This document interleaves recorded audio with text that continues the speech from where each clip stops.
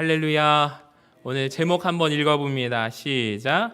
분별하는 은혜. 우리 사도행전 말씀 우리 38번째 시간 분별하는 은혜라는 말씀으로 하나님의 말씀 함께 나누기를 원합니다. 여러분, 오늘부터 사도 바울과 바나바가 다닌 선교의 여행을 일정을 우리에게 알려주고 있습니다. 두 사람이 제일 먼저 어디에 방문하게 될까요? 구브로라는 지역입니다. 오늘날 이 구브로 섬은 키프로스 섬으로 더 잘 알려져 있습니다. 지도를 한번 볼까요? 지도를 보시면 보이십니까? 가운데 구브로라는 곳에 제가 빨간색 동그라미를 표시했는데 잘 보이실지 모르겠습니다. 지중해에서 세 번째로 큰 섬이고요. 우리로 치면 제주도 면적의 5배가 더 큰 곳이 구브로 섬이라고 합니다. 그렇다면 질문을 한번 드려볼게요. 여러분, 선교 여행을 처음으로 떠나는 이 바울과 바나바, 왜 이곳에 갔을까요? 왜 구브로라는 지역에 먼저 갔을까요? 성경에는 직접적인 이유가 나오지는 않습니다. 근데 우리가 말씀을 통해서 유추할 수 있는 것은 무엇이냐면 사도행전 4장 36절을 우리 한번 보실까요? 같이 읽어봅니다. 시작. 구브로에서 난 레위족 사람이 있으니 이름은 요셉이라 사도들이 일컬어 바나바라 번역하면 위로의 아들이라 하니 그가 밭이 있음에 팔아 그 값을 가지고 사도들의 발 앞에 두니라. 아멘. 여러분, 이 말씀을 잘 보세요. 바나바의 고향이 어디입니까? 구브로라는 것을 우리는 알 수가 있습니다. 그러니까 바나바의 고향이 구브로였습니다. 바나바의 조카 마가 요한이 따라갔잖아요. 이 조카도 구브로라는 곳을 잘 알고 있었을 것입니다. 그러니까 우리가 이렇게 말을 할 수 있겠네요. 이 사람들은 처음 가는 선교지가 생면부지의 땅이 아니었습니다. 고향 땅에 간 것이죠. 그러니까 아마도 이 말씀을 통해서 우리가 상상할 수 있는 것은 바나바에게는 아마 꿈이 있었을 것입니다. 내가 언젠가 고향에 돌아가서 내가 지금 가지고 있는 이 복음, 예수 그리스도의 생명의 복음의 말씀을 고향 사람들에게 전하고 싶은 꿈이 있지 않았을까요? 자, 그렇다면 그 시각으로 본다면 오늘 말씀은 바나바의 꿈이 이루어지는 아주 귀한 장면입니다. 꿈을 이룬 것입니다. 여러분, 이것을 한번 생각해 보시고 오늘 말씀을 읽으실 때 새로운 은혜가 있습니다. 자, 오늘 6절 말씀 앞부분에 보시면 온 섬 가운데로 지나다녔다라고 합니다. 여러분, 이 구브로 섬 온 구석구석을 잘 알고 있습니다. 바울과 바나바가 열심히 다니고 있습니다. 섬 출신입니다. 섬 모든 구석구석을 잘 알고 있었을 거예요. 여러분, 얼마나 감회가 새로웠을까요? 아까 전에 성경에 우리가 보았듯이 바나바라는 사람이 큰 밭을 가지고 있었는데 그 밭을 모두 팔아서 누구에게 드렸죠? 하나님 앞에 내어 드렸다고 말씀이 기록되어 있습니다. 여러분, 그 섬 구석구석을 바울과 함께 다니게 될 때 그 밭 역시 어디에 있었을까요? 자기가 자랐던 이 구브로 고향 땅에 있었을 것입니다. 지나가다가 한때 자기의 소유였던 그 땅, 그 밭, 팔아서 하나님 앞에 바쳤던 그 땅을 만났을 때 바나바의 마음은 어떠했을까 한번 생각해 보았습니다. 요즘은 100세 시대라고 합니다. 그래서 사람들마다 인생을 노후 준비를 많이 하십니다. 예전에는 다르게 인생의 전반전과 후반전이 있다고 해요. 요즘에 청년들도 어떤 마음의 자세를 갖고 살아가는지 아십니까? 내가 한 직종으로 은퇴하고 나면 또 다른 일을 할 수 있도록 자격증을 또 인생의 2가지 길을 놓고 기도하고 또 열심히 준비하고 있는 청년들의 모습을 보면서 와, 예전과는 완전 다른 모습을 많이 느낍니다. 근데 보니까 모든 세대가 다 그렇게 살아가고 있어요. 그러니까 100세 시대를 맞이하면서 새로운 패턴과 새로운 인식의 전환이 일어나고 있습니다. 그래서 많은 사람들이 또 저에게도 목사님, 저는 이런 노후 계획을 준비하고 또 기도하고 있어요. 기도해 주세요 라고 부탁을 하셔서 제가 종종 여러분들의 노후 계획을 또 듣게 됩니다. 근데 대부분 들어보면 인생 가운데 나의 노후가 어느 정도의 생활이 될 수 있도록 평안했으면 좋겠다라는 기도가 되게 많고요. 안락한 노후를 꿈꾸십니다. 너무나도 치열하게 사셨던 분들은 목사님, 제가 이제는 인생에서 노후 가운데 여행을 좀 다니고 싶어요. 그래서 그 꿈을 이루시는 분들도 있습니다. 여행이라는 것을 젊었을 때 생각지도 못하다가 요즘에 해외를 참 많이 다니시는 분들도 계십니다. 그래서 많은 분들이 소망 가운데 세계 여행하면서 즐기고 살아가고 싶다. 여러분, 그런데 그것도 좋지만 혹시 오늘 바나바를 통해서 우리가 이런 생각 한번 해봤으면 좋겠습니다. 내 인생의 마지막을, 내 인생의 마지막 여생을 하나님 나라를 위해서 좀 복음을 전하면서 살고 싶다. 여러분, 이런 꿈이 생기기를 바랍니다. 제가 오늘 이 말씀을 묵상하다가 인터넷 신문에 어느 한 교회를 소개하는 글을 읽게 되었습니다. 어떤 목사님이 강원도 춘천에 개척을 하셨는데 춘천에 개척한 교회 이야기입니다. 교회 이름이 춘천 드림교회입니다. 이 교회에 어떤 하나님의 은혜가 있었는지 한번 들어보세요.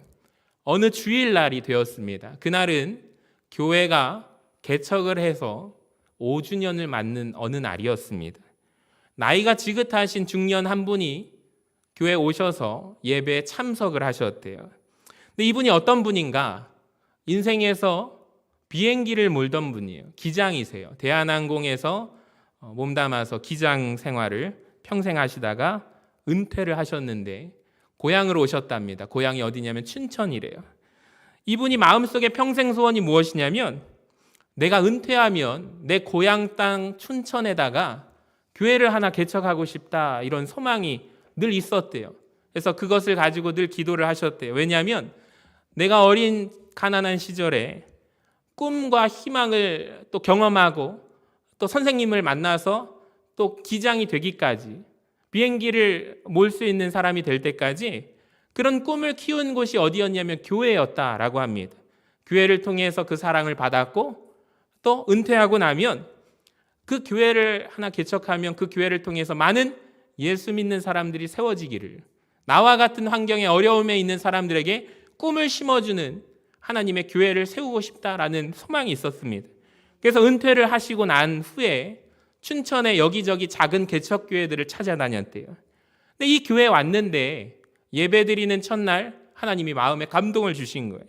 그래서 이분이 놀랍게도 기사에 보니까 처음 방문한 그날 헌금을 하십니다.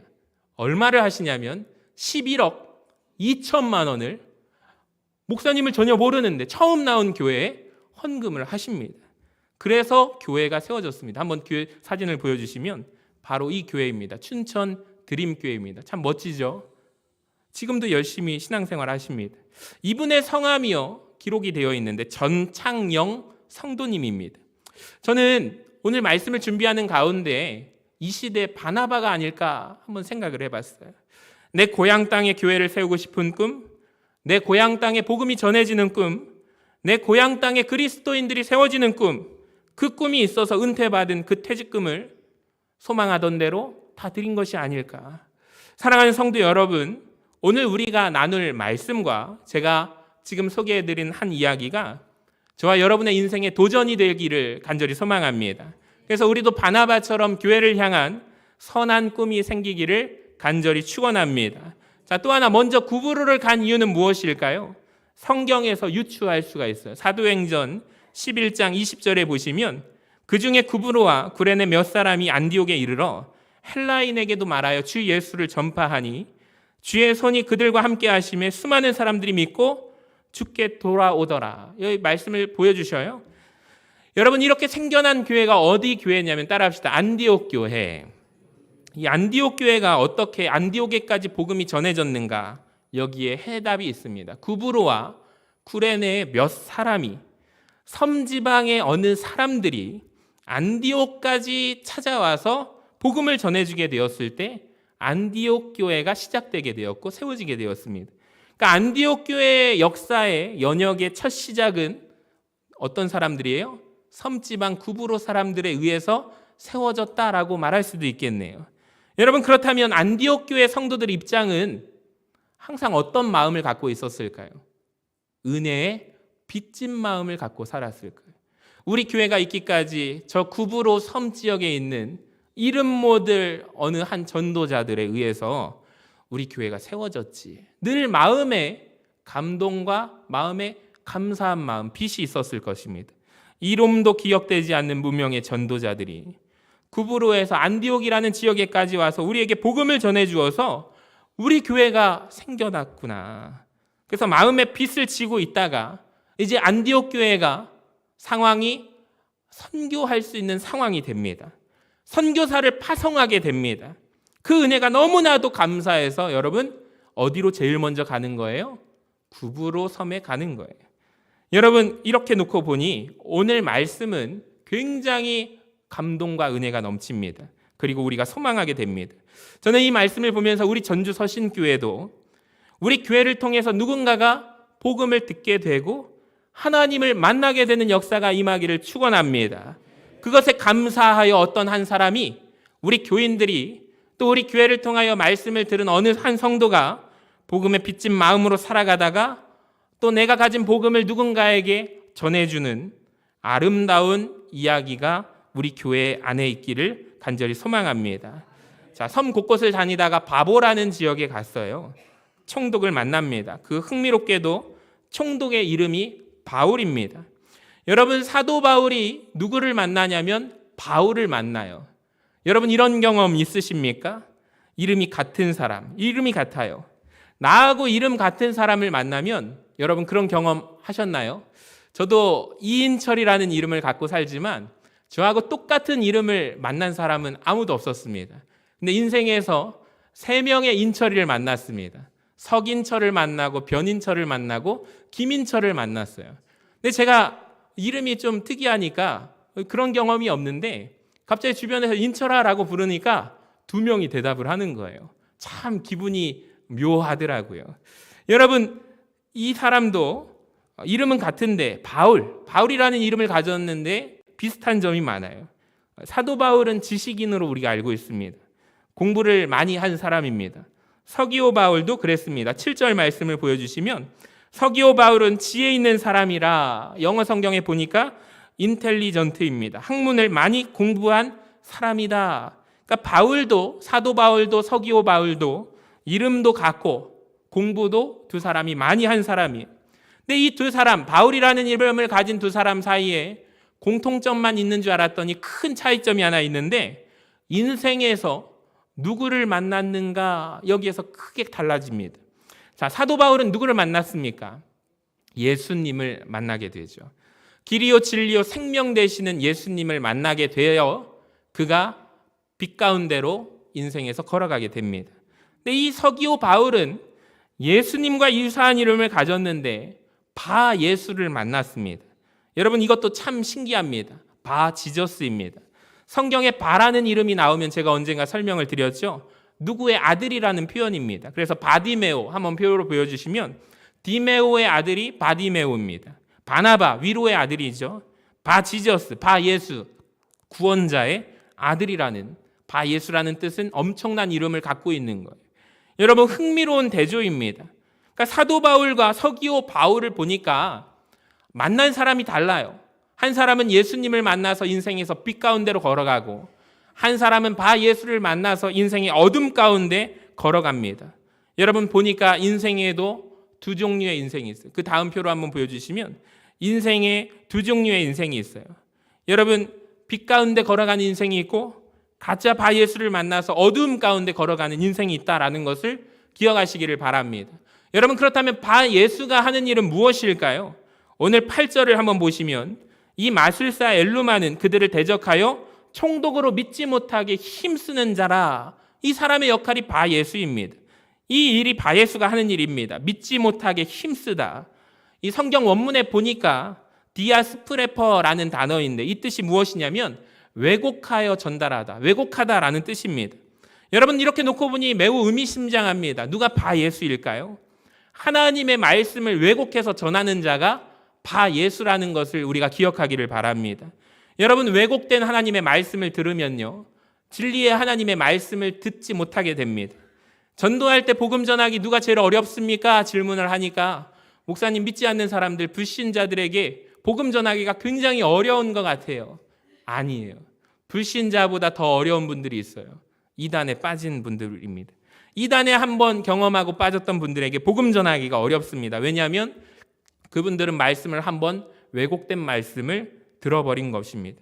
그 말씀을 전달받았기 때문에 이 사람에게 복음이 들어가기가 굉장히 어렵습니다. 신천지의 이만희가 바 예수입니다. 여러분 기억하시기 바랍니다. 말씀을 왜곡해서 전하기 때문입니다. 신천지에 가면 깜짝 놀라는 게 성경 가지고 똑같이 전달합니다. 여러분 바 예수입니다. 하나님의 교회라는 이단 교회가 있습니다. 정확히 말하면 하나님의 교회 안상홍 증인회입니다. 그래서 안상홍이 지금 죽었잖아요.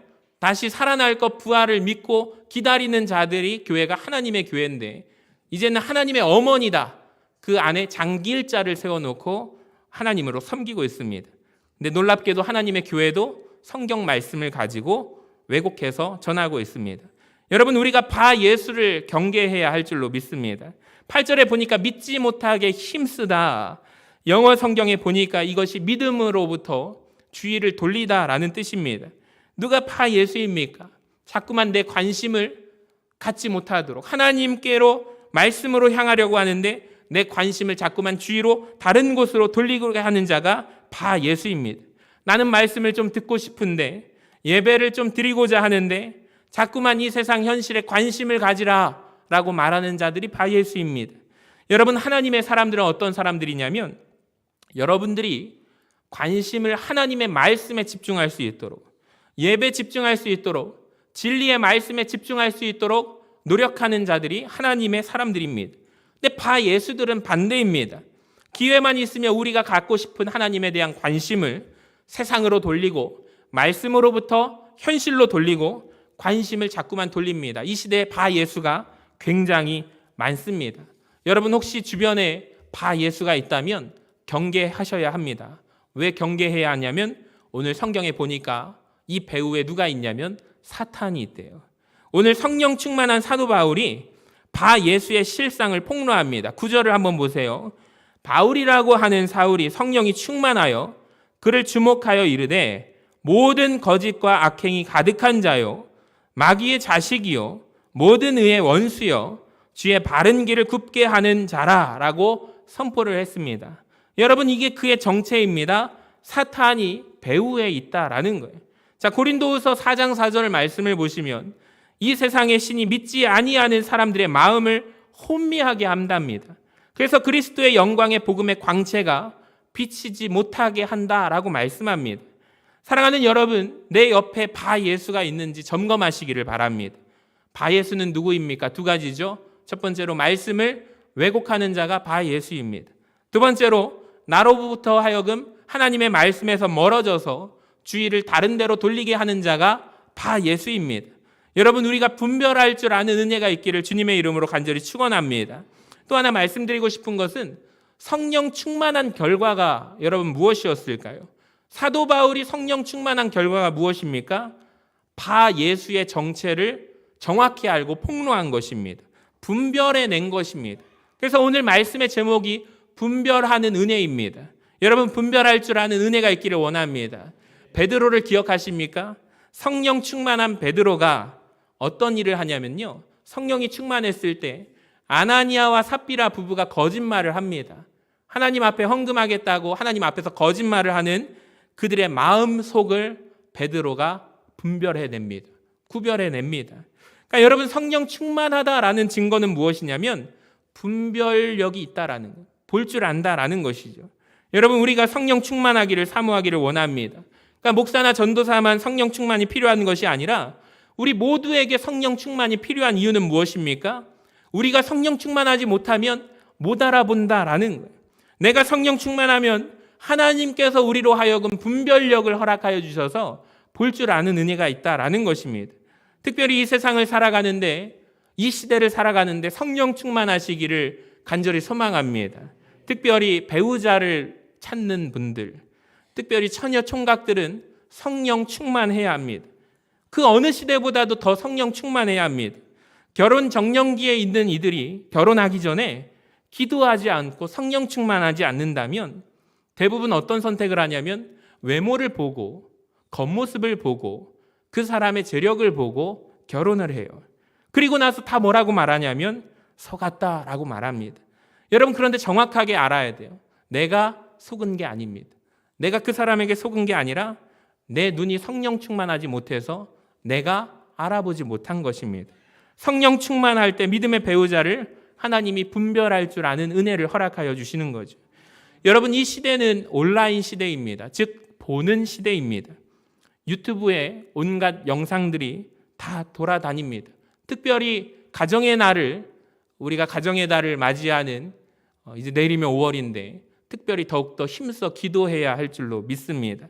이 시대에 유통되는 음란물과 폭력물, 우리가 정말로 구별해내야 합니다. 제가 어렸을 때만 해도 TV에서는 틀어주는 것만 볼 수가 있었어요. 보니까 친구네 집에서 KBS 1, 2, MBC, 저희 집은 딱 3개가 나왔는데 친구네 집 가니까 걔는 SBS가 나오더라고요. EBS도 나오더라고요. 저희 집은 막 안테나 3개짜리 막 열심히 뽑아가지고 막 이리저리 돌려도 볼 수가 없었어요. 그래서 아버지 신문을 보면은 TV 편성표가 나오거든요. 내가 6시부터 7시까지는 이거 만화를 꼭 봐야지 하면은 숙제를 그 전에 미리 해놓고 보았던 경험이 있습니다. 근데 요즘 아이들을 보면요, 원하는 시간에 얼마든지 볼 수가 있잖아요. 어느 한 집사님이 고백을 해요. 목사님, 우리 애기가요 돌이 됐는데 세상에 깜짝 놀랐지 뭐예요. 새벽에 눈을 떴는데 핸드폰으로 유튜브를 보고 있대요. 그 갓난 애기가. 어떻게 보게 됐어요? 그랬더니 핸드폰을 잠가놨는데 아빠가 잠을 잤고 있는데 아빠 핸드폰을 엄마는 너 핸드폰 하면 안 돼, 빨리 자 하니까 얘가 잠자는 척을 했다가 엄마 잠드는 거 보고 아빠 손가락 지문을, 잠자고 있는 아빠 손가락을 아빠 핸드폰에 탁 넣으니까 잠금 장치가 탁 풀려가지고 얘가 조용히 유튜브를 이렇게 시청하고 있는 모습을 깜짝 놀랐다라는 거예요. 비밀번호 걸어놔도 2중 3중으로 해도 요즘 아이들이요, 여러분 이 정도 수준을 갖고 있어요. 근데 문제는 뭐예요? 원하는 시간에 언제든지 볼 수가 있는데 그게 걸러지지 않는 영상들이 너무 많다라는 거죠. 그래서 우리 아이들, 자녀들이 음란물과 폭력물에 너무나도 노출되고 있습니다. 여러분, 우리가 분별해야 합니다. 여러분, 이 시대 가운데 음란물과 폭력물에 중독되어 있습니다. 우리 자녀들이 무서운 음란의 영, 악한 영을 분별해내는 눈이 우리 자녀들에게 있기를 간절히 소망합니다. 그래서 이 시대는 더욱더 성령 충만을 소망해야 합니다. 우리가 눈이 열려서 예배 드릴 때마다 영광의 주님을 바라볼 수 있기를 원합니다. 여러분, 제가 한 가지 말씀드릴게요. 성경을 묵상하면 우리가 왜 예배를 드립니까? 그 이유가 있는데요. 진짜 예배를 경험하게 되면 보좌에 계신, 우리가 예배를 드릴 때 보좌에 계신 어린 양을 우리가 바라보는 거죠. 영안의 눈이 열리면 거룩하신 하나님을 우리가 이 시간 만나는 거죠. 그러니까 천상에서 예배가 드려집니다. 보좌에 주님이 앉아 계시고 천군 천사들이 옆에서 뭐라고 하냐면 거룩하다, 거룩하다, 거룩하다 예배를 드리는 것입니다. 여러분, 우리가 영안의 눈이 열려서 그것을 바라볼 수만 있다면 우리의 지금 이 예배가 얼마나 달라지겠습니까? 그러니까 예배 때마다 우리가 소망해야 할 것은 우리의 눈이, 영안의 눈이 열리기를 소망합니다. 말씀을 읽을 때 우리의 눈이 열리기를 소망합니다. 시편 119편을 같이 읽어볼까요? 시작. 내 눈을 열어서 주의 율법에서 놀라운 것을 보게 하소서. 열왕기 하 6장에 보면 엘리사가 사환을 위해서 이런 기도를 합니다. 두려워하지 말라. 우리와 함께 한 자가 그들보다 함께 한 자보다 많으니라. 그리고 기도하여 이르되 여호와여 원하건대 그의 눈을 열어 보게 하옵소서. 여러분, 하나님이 우리의 눈을 열어주시기를 간절히 소망합니다. 우리와 함께 하신 이가 그들과 함께한 이보다 강하고 많음을 믿으시기를 바랍니다. 그리하여 우리의 눈이 열리기를 축복합니다. 여러분, 정말로 예배 가운데 기도하는 가운데 성령 충만한 인생 되셔서 우리의 눈이 열리기를 주님의 이름으로 간절히 축원합니다.